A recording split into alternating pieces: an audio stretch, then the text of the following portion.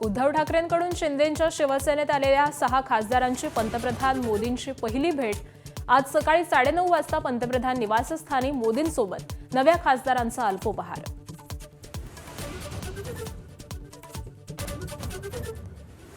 प्रशांत किशोर यांनी घेतली सुनेत्रा पवारांची भेट। बांकीपूर पोटनिवडणुकीत प्रशांत किशोर यांच्याकडून भाजपचा पराभव। विजयानंतर सुनेत्रा पवारांसोबत 6 तास चर्चा।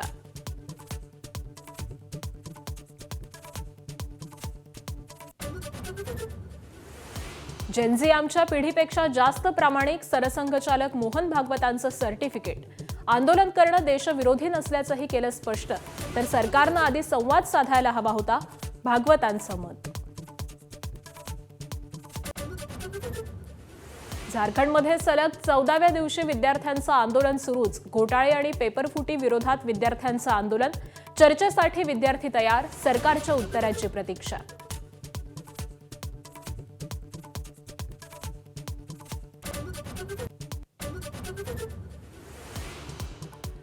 नागपुरात ब्लिंकिट डिलिव्हरी बॉयवर जीवघेणा हल्ला।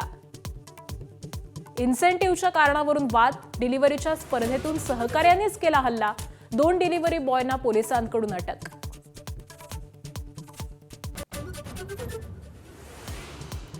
पंतप्रधान मोदींनी 15 ऑगस्टला लाल किल्ल्यावरून जेनझी आणि तरुणांना उद्देशून भाषण करावं, अभिजित दिपकेंची मागणी।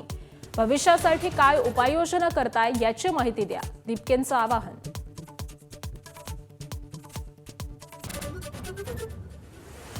आज राष्ट्रीय हातमाग दिन साजरा केला जाणार। इंस्टाग्रामवर व्हिडिओ ट्विट करत पंतप्रधान मोदींची घोषणा।